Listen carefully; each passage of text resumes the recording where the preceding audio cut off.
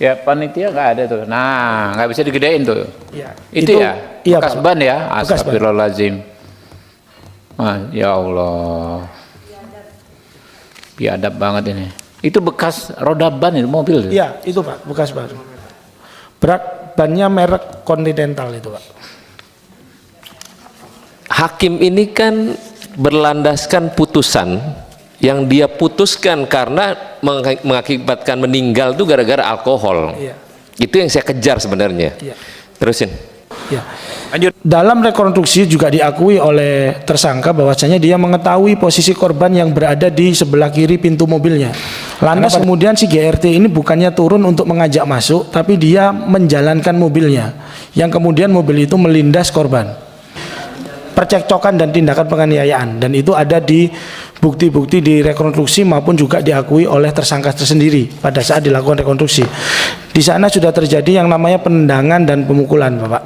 Kemudian itu berlanjut di lift. Pada saat di lift itu juga sudah terjadi pemukulan, yaitu pemukulan menggunakan botol. Namun anehnya pada tanggal 22 Juli 2024 yang seharusnya sudah dijadwalkan pembacaan putusan tersebut ditunda dan baru dibacakan pada hari Rabu tanggal 24 Juli 2024 dengan menyatakan bahwasannya tersangka ini bebas dari segala tuntutan. Ini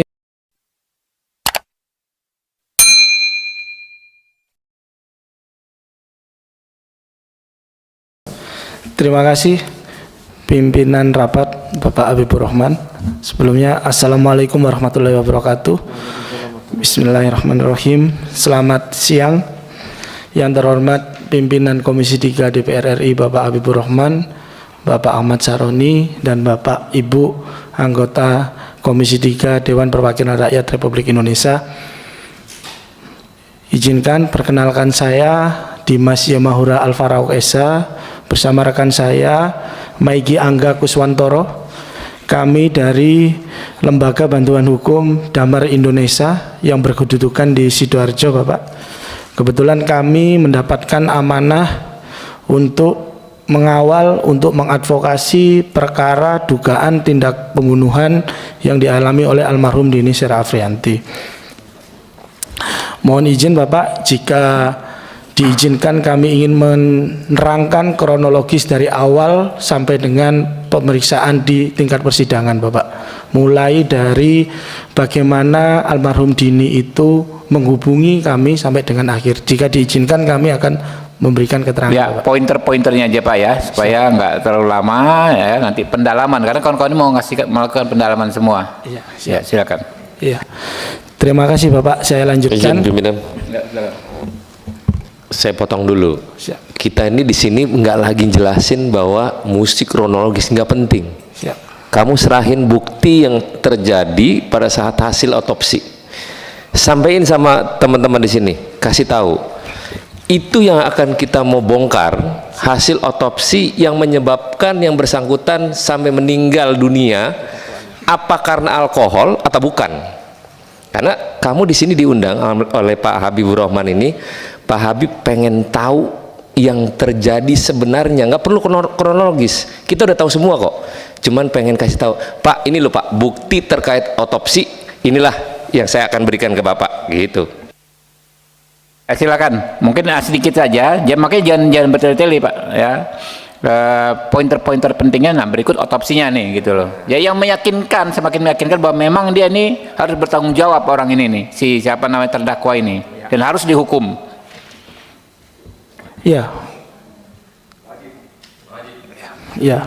Baik Bapak, saya jelaskan pointer-pointernya. Jadi almarhum Dini Sera Afrianti ini berangkat dari apartemennya hanya dengan tersangka George Ronald Tanur menuju ke Black Hole KTV. Jadi fakta dari rekonstruksi peristiwa yang ada di dalam ruangan Black Hole itu memang sudah terjadi percekcokan dan tindakan penganiayaan, dan itu ada di bukti-bukti di rekonstruksi maupun juga diakui oleh tersangka tersendiri pada saat dilakukan rekonstruksi. Di sana sudah terjadi yang namanya penendangan dan pemukulan, Bapak. Kemudian itu berlanjut di lift. Pada saat di lift itu juga sudah terjadi pemukulan, yaitu pemukulan menggunakan botol itu yang lift itu ada ya, Ada rekaman nih. Kita pernah lihat, ada yang pernah lihat. Ada rekaman, ada pengakuan dari terdakwa dan ada saksi. Ada pengakuan memukul pakai botol itu ya? Ada. Oke, lanjut. Dan ada bukti dari visum juga di bagian kepala belakang korban itu ada pendarahan. Begitu. Ya, saya lanjutkan Bapak ya. Karena adanya tindakan kekerasan seperti itu Bapak, kemudian pada saat itu juga sempat terkirim voice note dari korban kepada pihak teman korban yang mengatakan bahwasanya korban mengalami tindakan penendangan oleh tersangka. Itu ada, itu juga sudah dibacakan waktu di dalam persidangan. Jadi bunyinya adalah dia nendang aku terus, aku nggak tahu salah apa. Itu ada. Itu sudah disampaikan dalam fakta persidangan dan sudah dimasukkan dalam bukti forensik, digital forensik di persidangan. Kemudian pada saat di basement itu dalam rekonstruksi juga diakui oleh tersangka bahwasanya dia mengetahui posisi korban yang berada di sebelah kiri pintu mobilnya. Karena pada saat itu tersangka GRT ini menerangkan bahwasanya kamu mau pulang dengan saya atau tidak. Kemudian tidak ada respon dari si korban almarhum. Lantas kemudian si GRT ini bukannya turun untuk mengajak masuk, tapi dia menjalankan mobilnya, yang kemudian mobil itu melindas korban. Menjalankan memutar Bapak. Jadi korban ini terlindas roda belakang mobil. Jadi karena korban ini di sebelah kiri, dia berjalan gini. Ia terlindas di bagian belakang Bapak. Itu yang fakta-fakta yang ada di rekonstruksi. Kemudian pada saat korban itu sudah tergeletak, di sana ada security yang mengetahui dan menanyakan perihal itu. Kemudian beredar sebuah video di mana tersangka ini malah merekam si korban, dan pada saat ditanya oleh security, ini kenapa? Dia menjawab tidak tahu. Padahal dia mengetahui tentang adanya pelindasan itu tadi. Kemudian dia memasukkan korban ke dalam bagasi belakang mobil Toyota Innova Reborn. Itu juga atas permintaan dari security di Black Hole. Nah, siapa yang memasukkan ke sana? Yang memasukkan adalah tersangka ke dalam belakang mobil Toyota Innova Reborn. Pada saat mobil itu sudah dimasukkan dan korban itu berjalan dibawa oleh tersangka, ternyata tersangka ini tidak lantas membawa korban ke rumah sakit, tapi dia ke apartemen Orchard di Surabaya yang jaraknya kurang lebih itu 5 menit dari lokasi Pak. Di sana kemudian tersangka menurunkan korban di lobi dibantu oleh pengunjung apartemen waktu itu, yang kemudian tersangka ini diingatkan oleh oleh security apartemen dan pengelola apartemen, ini kenapa orang ini, kenapa anak ini? Karena korban pada saat setelah menurunkan itu masih naik ke atas mengambil barang-barangnya, masih naik ke lantai atas mau bawa mobil, yang kemudian di atas didatangi oleh security untuk mengecek kondisi korban yang ada di lobi. Jadi sudah ada niat korban ini untuk mengambil atau dugaan kabur, melarikan diri. Kemudian tersangka ya. Kemudian tersangka ini ditemui oleh pengelola apartemen yang apartemennya itu disewa oleh korban, yaitu Mbak Epi. Jadi Mbak Epi dan security apartemen ini sudah dihadirkan juga di persidangan. Mbak Epi dan security apartemen inilah yang membawa korban bersama tersangka menuju ke National Hospital. Di National Hospital, korban dinyatakan telah meninggal dunia kurang lebih 30-40 menit sebelum datang sampai di rumah sakit. Yang artinya ada dugaan kemungkinan korban sudah meninggal pada saat di basement atau dalam perjalanan menuju apartemen. Itu Bapak. Nah, fakta-fakta ini juga diperkuat dengan pada saat sudah dilakukan visum terhadap korban. Dengan pernyataan pertanyaan Pak Saroni, visumnya seperti apa? Visum sudah tertuang dalam surat dakwaan, termasuk juga di dalam tuntutan, dan ahli forensik pun juga sudah dilakukan pemeriksaan di dalam persidangan. Jadi jika kita melihat dalam visum, bukti visum ini dilakukan oleh Dr. Reni Sumino, SPFM, spesialis forensik mayat magister hukum, dan sesuai hasil visum dengan nomor KF 23.0465 dengan jenazah almarhum Dini Sher Afriandi, hasilnya sebagai berikut Pak. Jenazah berjenis kelamin perempuan, berusia antara 20 hingga 30 tahun, panjang badan 159 cm, warna kulit sawo matang. 2. Pada pemeriksaan luar ditemukan A. Pelebaran pembuluh darah pada selaput lender kelopak mata dan selaput keras bola mata. B. Bintik pendarahan pada selaput lender kelopak mata dan selaput keras bola mata. C. Kebiruan pada ujung-ujung jari dan kuku tangan kanan dan kiri. D. Pucat pada ujung jari-jari dan kuku kaki kanan dan kiri. Analisisnya, kelainan di atas lazim ditemukan pada mati lemas. E. Luka lecet pada dada, perut, lengan atas kiri, tungkai atas kanan dan kiri, tungkai bawah kiri akibat kekerasan benda tumpul. F. Luka memar pada kepala kiri, telinga kiri, leher, dada, perut, punggung, anggota gerak atas kanan, lengan atas kiri, dan tungkai atas kiri akibat kekerasan benda tumpul. Yang ketiga, pada pemeriksaan dalam ditemukan A. Pelebaran pembuluh darah pada otak, usus halus, usus besar akibat mati lemas. B. Resapan darah pada kulit bagian dalam kepala, resapan darah pada kulit bagian dalam leher, resapan darah pada otot dada, resapan darah pada tulang iga kedua, ketiga, keempat, dan kelima kanan. C. Luka memar pada bagian bawah paru dan hati akibat kekerasan benda tumpul. D. Luka robek pada hati akibat kekerasan benda tumpul. E. Pendarahan pada rongga perut kurang lebih 1200 ml. 4. Pada pemeriksaan tambahan ditemukan A. Ditemukan alkohol pada lambung dan darah. B. Pelebaran pembuluh darah pada otak besar, hati, ginjal kanan dan kiri. C. Pendarahan pada tempat pertukaran udara paru kanan bawah dan paru kiri atas. 5. Sebab kematian karena luka robek majemuk pada organ hati akibat kekerasan benda tumpul sehingga terjadi pendarahan hebat. Jika dikaitkan dengan kronologis dan rekonstruksi, Bapak, di dalam kronologis dan rekonstruksi itu memang terjadi lindasan di bagian bahu korban yang di situ memang melindas sampai hampir separuh dari badan korban. Jadi bila di sana dikatakan ada luka pendarahan pada bagian perut sampai dengan dada, itu memang sudah benar. Dan ditambah, mohon izin saya menunjukkan sebuah gambar, Bapak.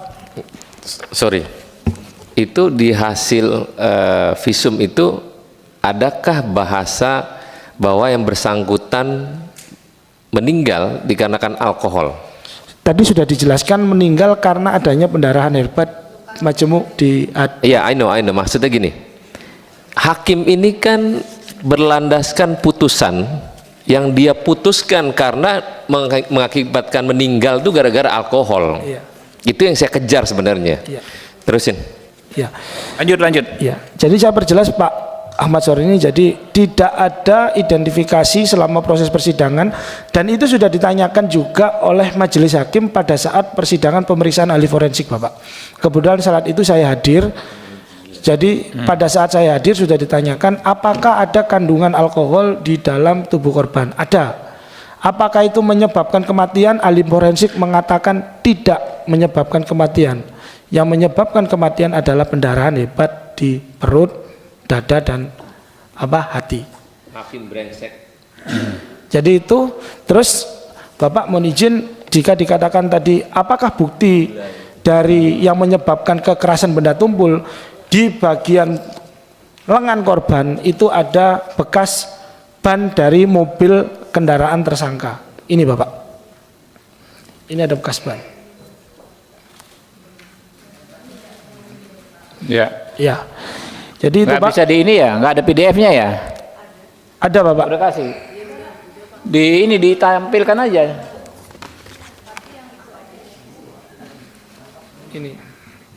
Ini kondisi jenazah sebelum dilakukan autopsi.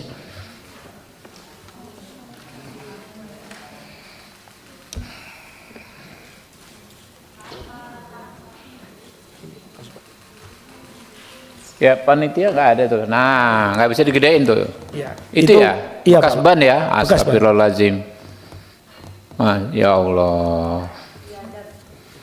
Biadab banget ini. Itu bekas roda ban itu mobil. Itu. Iya, itu Pak, bekas ban. Bannya merek Continental itu Pak.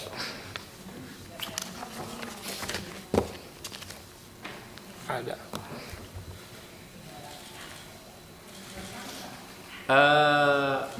Itu security diperiksa juga nggak? Udah pernah dihadirkan saksi? Iya, semua security dan saksi-saksi berkaitan dengan perkara ini sudah dihadirkan Bapak. Oke. Jelas bahwa hakim brengsek. Lanjut. Ya, baik Bapak. Dan kemudian yang menjadi catatan bagi kami dalam proses persidangan itu ada beberapa sikap-sikap dari hakim yang menurut saya tidak memberikan keleluasaan bagi saksi untuk menyampaikan apa yang dilihat dan apa yang dialami dan diketahui oleh saksi. Oke. Apa pointernya ini ya? Iya Pak. Tolong sekretariat, bos, sekretariat ya. Nah ini menjadi pointer kita sampaikan langsung ke KY, jadi bahan pemeriksaan KY dengan Bawas. Ya, nanti bikin surat khusus ke KY. Tadi sorry, yang sebelumnya, slide sebelumnya mana tadi?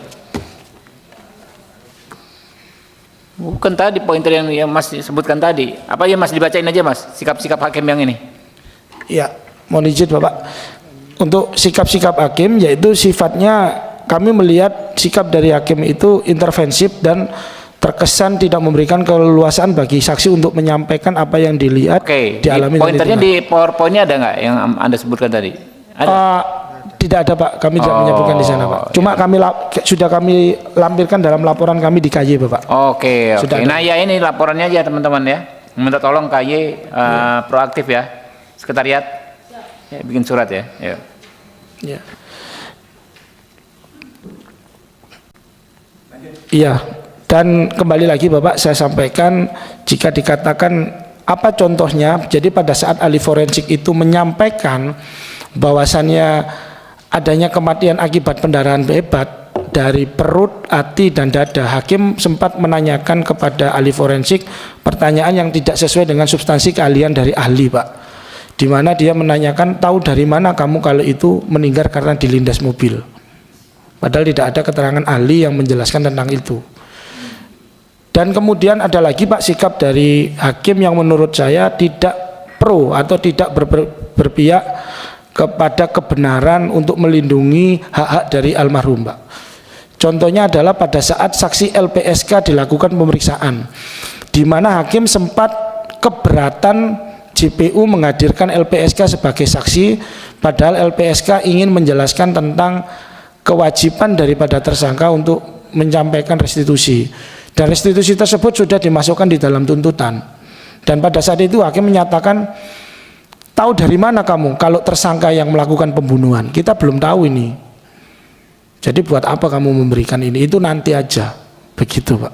Itu yang disampaikan oleh hakim di dalam persidangan, dan pada saat itu saya hadir di ruang sidang itu. Kemudian yang terakhir Bapak adalah tentang pelaksanaan putusan dari Majelis Hakim di Pengadilan Negeri Surabaya.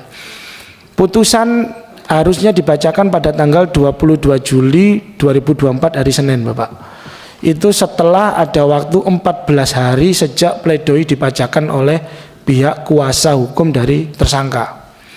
Namun anehnya pada tanggal 22 Juli 2024 yang seharusnya sudah dijadwalkan pembacaan putusan, putusan tersebut ditunda dan baru dibacakan pada hari Rabu tanggal 24 Juli 2024 dengan menyatakan bahwasannya tersangka ini bebas dari segala tuntutan. Inilah yang menurut saya menjadi catatan-catatan kejanggalan-kejanggalan dari pertimbangan dan proses pemutusan hakim sampai dengan tersangka GRT ini dinyatakan bebas. Demikian Pak kiranya. Terima kasih. Assalamualaikum warahmatullahi wabarakatuh.